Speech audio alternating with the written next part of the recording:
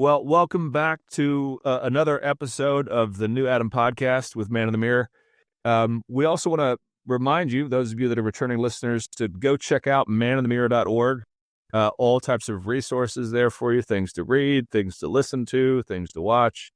And if you're interested in finding men's discipleship in your area, we have a way for you to find a local area director also. But it's that time of year, Brett. We are about 6 weeks in, and we do have to wonder, are you confident in the Patriots even making the playoffs? What are they, 6-2? 6-2, man. No, it's week 8. Yeah. Yeah, week 8. They're like tied for the second or third best record in the entire NFL. Yeah, I think they're playoff bound. We could do a whole podcast on, was Belichick or Brady the source of the wins? It'd be a short podcast. Brady, okay. But Belichick had everybody else going. So yeah. Man, there's a story there of a man that gets within, like, what was he, within 15 wins of the all-time win record. So yeah, some like, does it really matter? He's now in his that kind of thing. There's so many stories there. Well, I'm a Bucs fan. Pretty famously, always talk about it. I'm wearing a jersey now. We're in the same boat where we're really good. Our record is really good, but we're going, I think we're good. Like, we are we good? Like, and you just don't quite know. But anyway, as long as it's not the Chiefs, I think we'll be fine. I'm with you. Well, today we wanted to start talking about, spend multiple times talking about homeschooling. Yeah. It's funny because homeschooling was, it came on my radar for the first time 2001.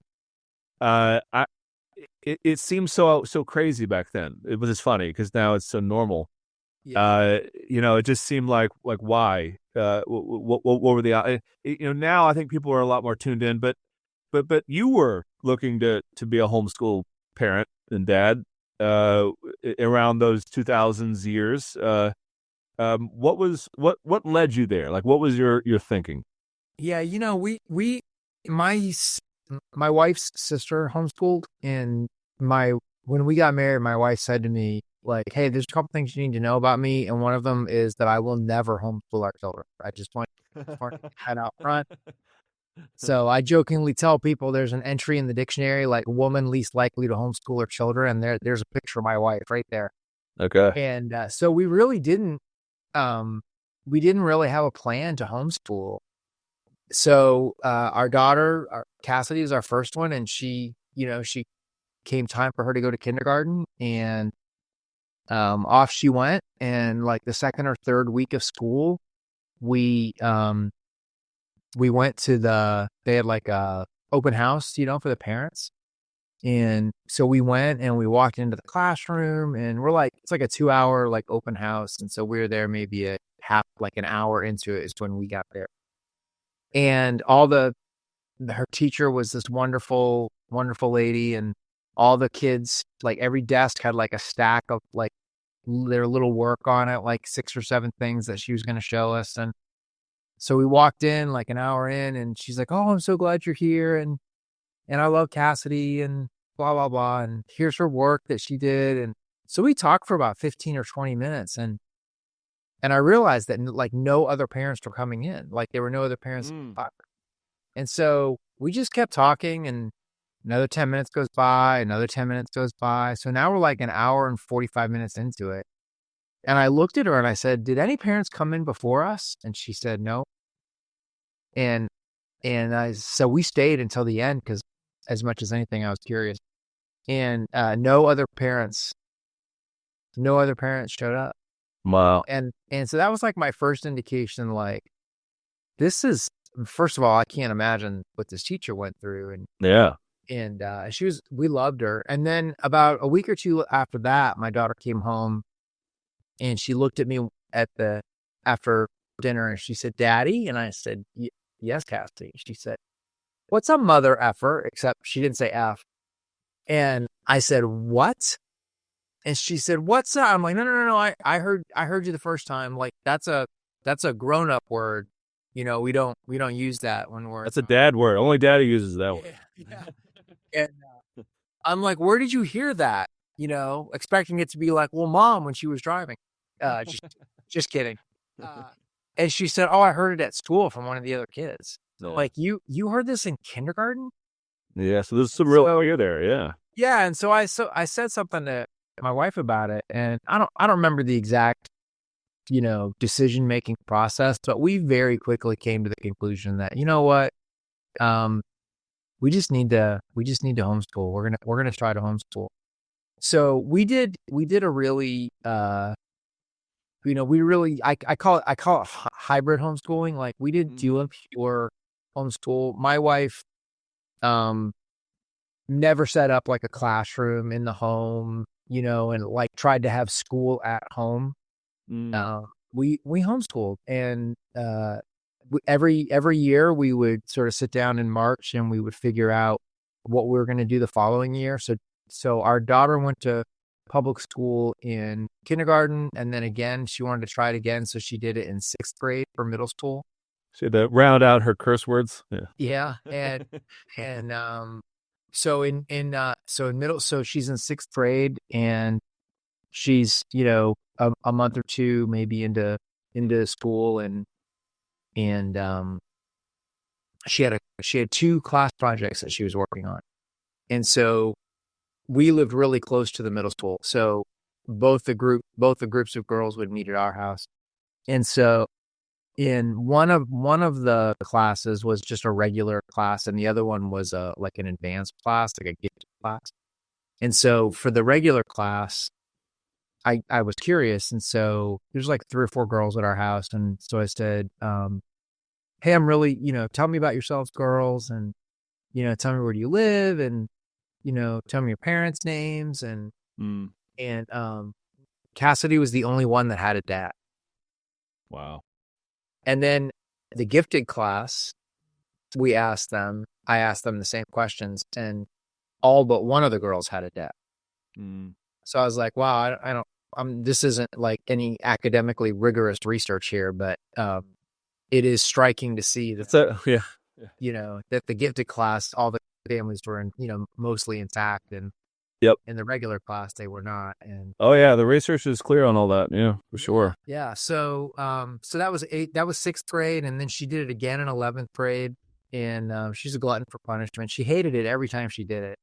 And I've heard that a lot. I've heard that a lot. She didn't care, but yeah. Yeah, no, but I hear like, oh, somebody goes back. They're like, no, I'm tired of being home. And they go back. They're like, I hate this. Like, I forgot how bad. Yeah. So my son was 2 years behind her in school, and he did 9th grade when she did 11th grade. They decided they'd go to high school together. Okay. And they were like, and it was one of the top ranked high schools in our district. And they both said, like, a few weeks into school, like, this is stupid. Like, we spend 20 to 25% of our time at school actually doing school.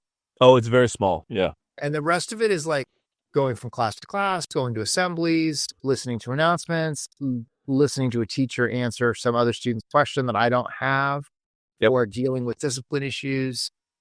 And so they both just came home, and we did a charter school a couple times, a couple years. That was a great experience. We did like the 2-day a week school where they'd go 2 days a week and have classes, and then they would give them the work for the rest of the week.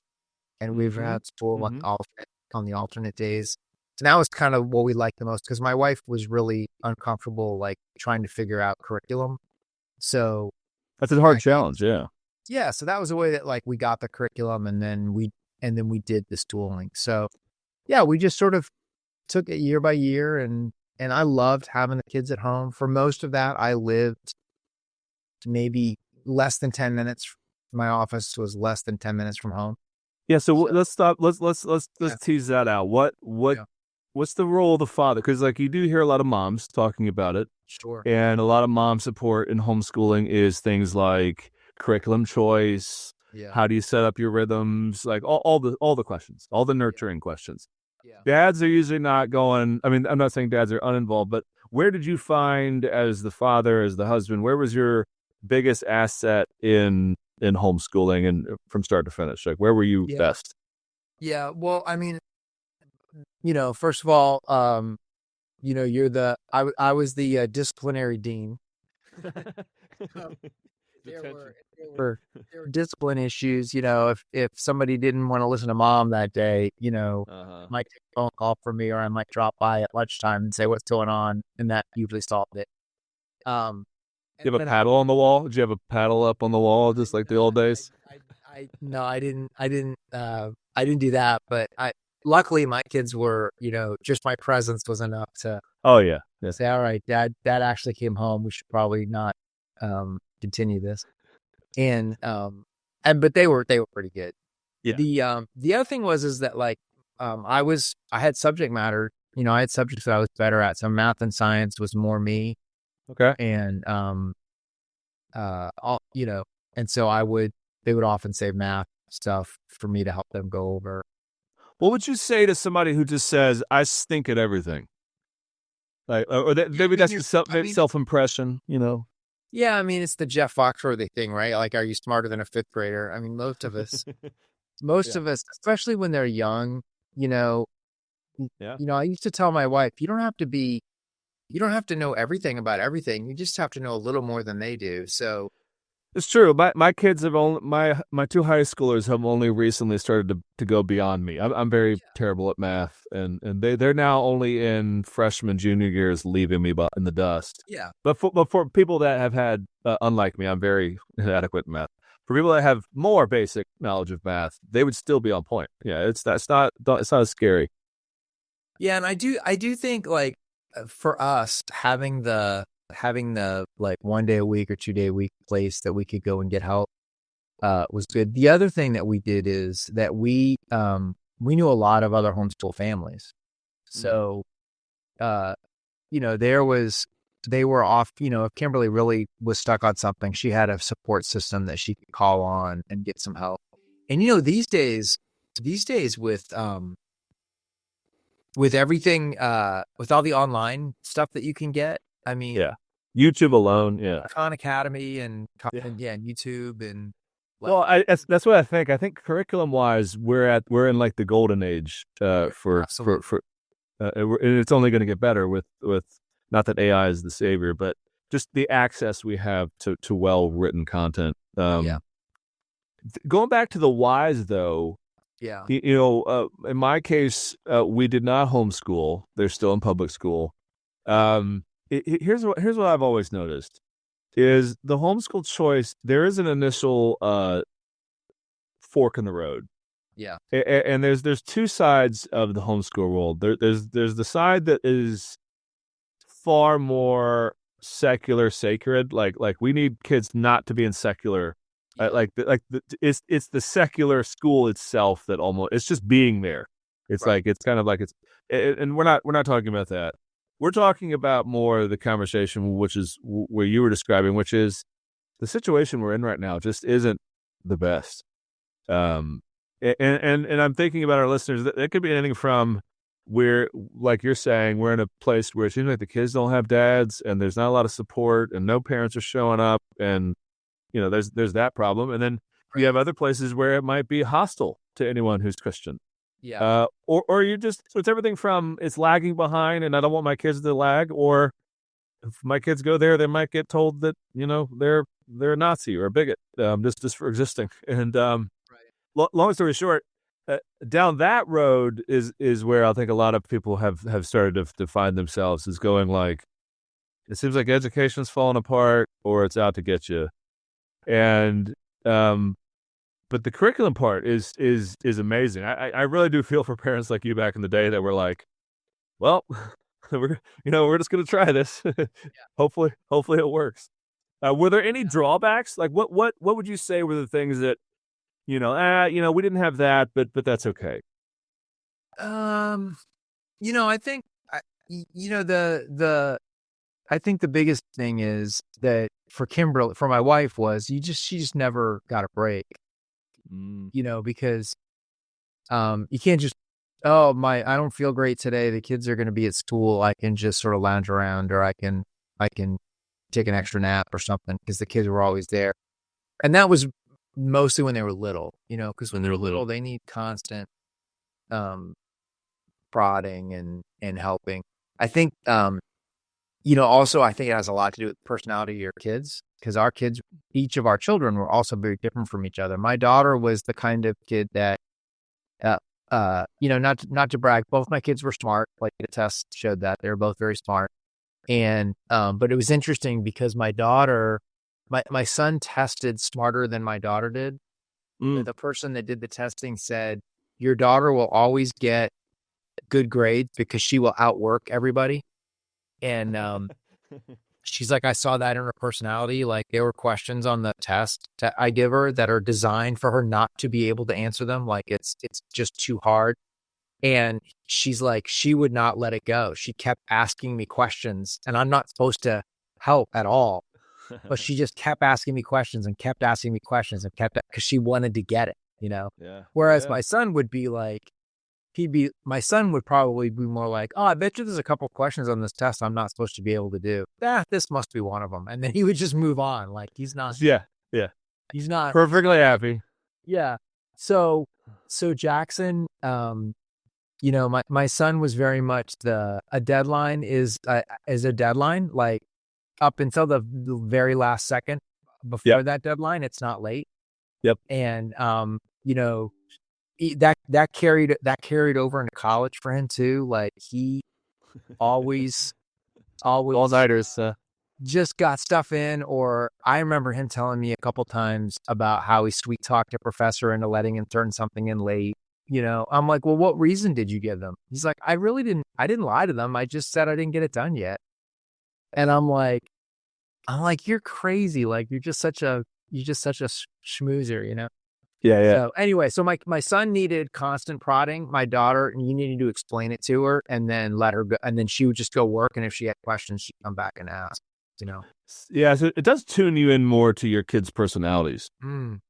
Yeah, very much so. They're every kid's learning style is different, right? So did homeschooling lead to any more stress or tension in the marriage from time to time? Like how did you resolve that? I mean, if she's getting no reprieve, no burnout in the homeschool mom can happen. Sure. How did you guys handle your marriage? Because marriage first, homeschool second. So how did you all handle that? Yeah, I mean, I think for us, the benefits outweighed the costs. So, for instance, just because she never got a break, that was a negative thing. But then the positive thing was, like, we never had to worry about taking them out of school. If we wanted to go do something, we just did it, and then we just bring the work with us. And we picnics. didn't have picnics and my wife learned how to. She had really good support. She had a really good support system from other homeschool moms. Yeah. So like they'd turn going to the grocery store into a math lesson, or they would turn everything into some kind of a lesson. And so for us, it really didn't cause stress between us, and I had to work to help my wife like not feel stressed. Like, hey, if they don't get to it today, that's the beauty of homeschooling. Yeah. Like we'll get to it. We'll get to it later. Or if it has to wait until I get home, just wait until I get home, and then I'll go over it with them. We don't have to be stressed out about it. So I think in the grand scheme, it actually decreased the stress in our house because we were on our schedule, not a school system's schedule. Yeah. Yeah, I think I always joke, deep down, I feel like every homeschool mom just wants to have at least one experience where it feels like The Sound of Music. You're out on bikes, just teaching them about life as you go. Like, you're making clothes from curtains. Yeah, come on, that's at least somewhere in their head. Like I would do that in a heartbeat, kind of thing. How would your kids say, not to put words in their mouth, but how would your kids say they responded or felt during that process? I think my kids loved it. They were. Did they share the whys that you and your wife had? Like, did they understand the whys, or was it just something they were doing? I think as they got older, they understood it. And I think honestly, like that year that they both went to high school together, I think they were like, without us even having to say anything, they were like, oh, now I understand why homeschool's so great. Like this is so different being in a system with just so much built-in nonsense, Oh yeah. and then on top of that, for me, I remember they had a parents' night before high school started, Yeah. and so this is the thing that infuriated me the most, and any public school teachers watching this are going to hate us after this. The the worldview, the educational philosophy of the public school teachers, at least here in Florida, was your parents are stupid, teachers are smart. We know how to educate your children better than you do, and so don't question us, don't argue with us. Just do it the way that we tell your kids to do it. Mm. And I personally found that just infuriating. I don't care if you say, look, I've learned how to do this and I'll answer your questions, but it was just such an arrogance from the teachers. Mm. And honestly, that was 10, 15 years ago. I think it's probably only gotten worse that was my next comment was, I think it's the intensity's probably gone up, and I think the things that they try to shove, that they think the things they think parents are stupid about is only increased as well. Right. Yeah, and there was the famous case that just got solved earlier this year of parents being told they're not allowed to have any opinion on the curriculum in Virginia, I think it was, and they lost. The state lost. It was of course the parents have to know what the curriculum is. Yeah, and I think that's what's good. The other thing I would add is the whole gender stuff now. Yeah. And actually, I think we're on the other side of that. I hope, but the whole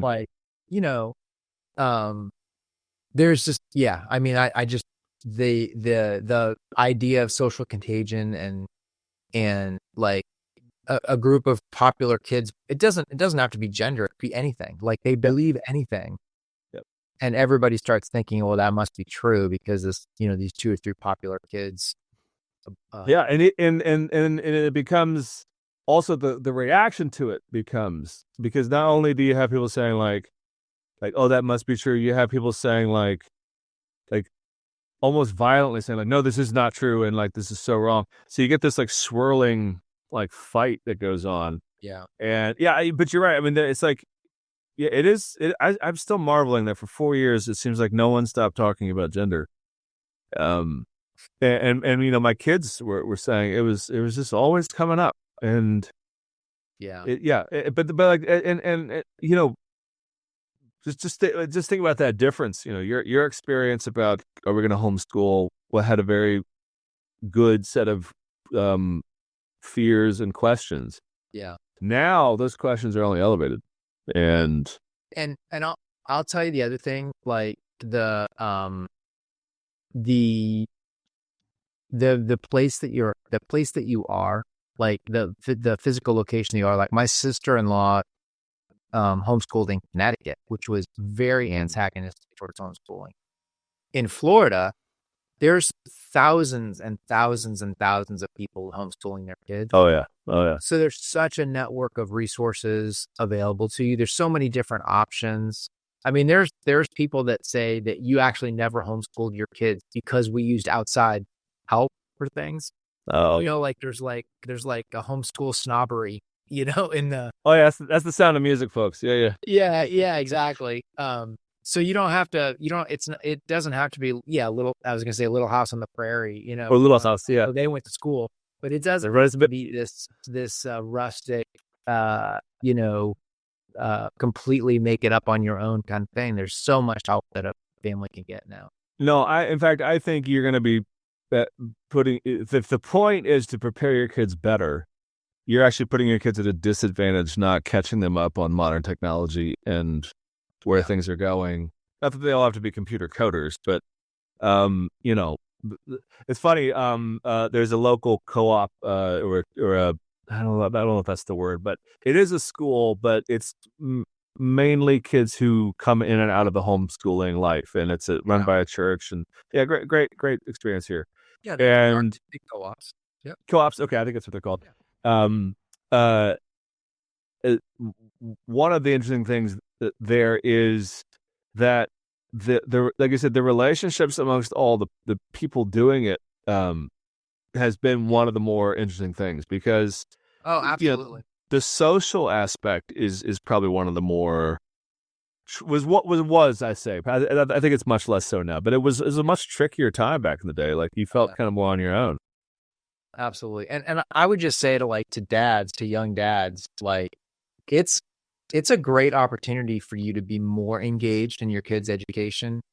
And also it gives you like some of the families that we did that are, Kimberly had the deepest relationships with the other families in the area that were doing it. And that she was, they get 5 families together and go do the fire department field trip together, just like you would do at school, except it was 5 homeschool families, or the museum trip or the space center trip. And that was even better for me because she would be like, hey, we're doing this. Do you want to go?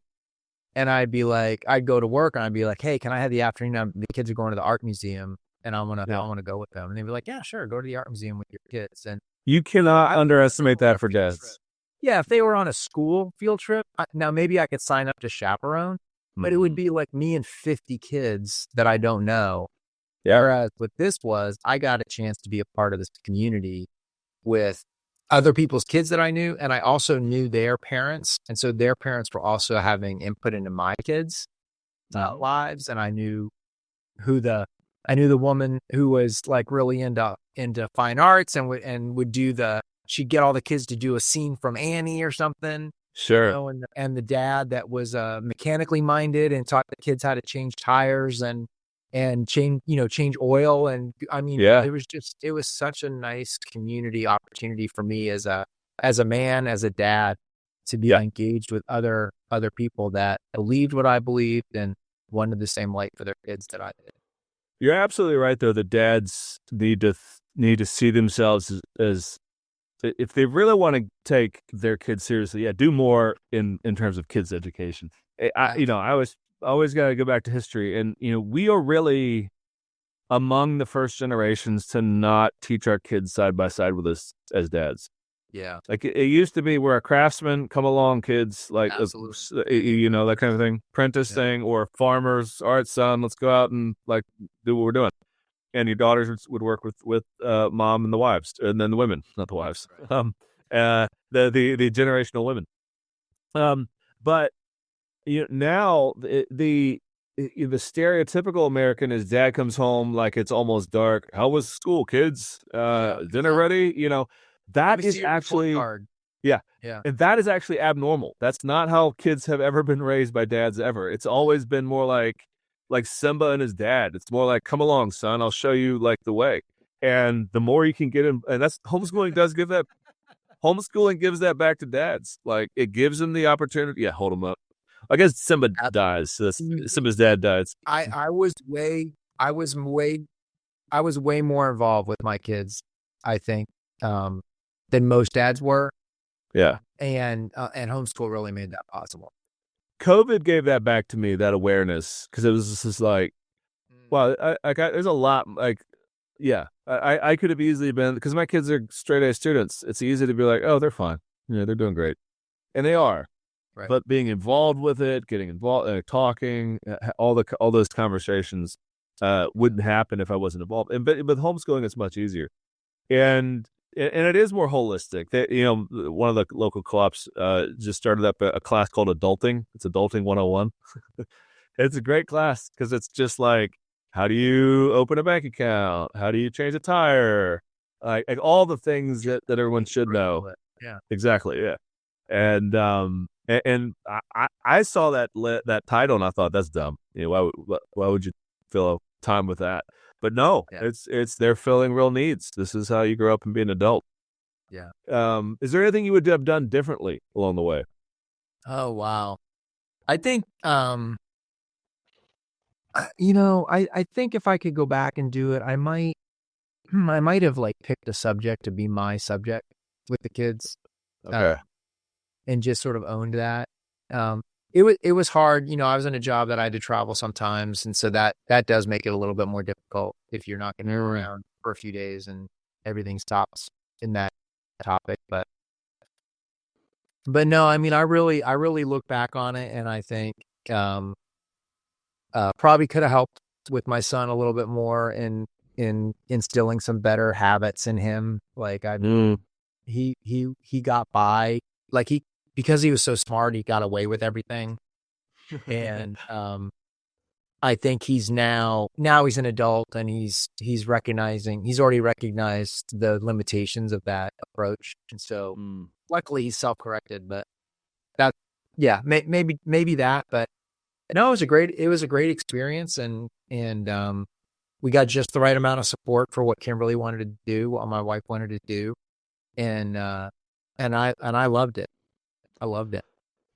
Last question. And was there any one tradition or, habit you guys did as a homeschool family that you could, you just feel like that was a lot of fun? I mean, or any one thing you did that you just like, that was so much fun, I wouldn't have done that otherwise. Yeah, I don't know about tradition, but I do think like really working hard to go do things and to go with them on as many of those things as I could. Again, I had a job with a lot of flexibility, so that was really helpful for me. But yeah, I just think like it's back to this old thing about time, quality versus quantity on time. Yeah. And what I feel like if I could have done anything better, not that it was a big gaping thing, but also my favorite thing was just getting to spend the time with them and to be engaged in their lives, and not like leave the house in the morning, know that somebody else is responsible for them for the for 7 or 8 hours, and then I show up at the end of the day and get really all they're going to tell you is first of all what they think you want to hear, right? And what they're not gonna share the bad stuff or the sad stuff, really. Or the sad, yeah, usually not. Particularly about high school, yeah. Yeah, and so we just got to experience all that right up close.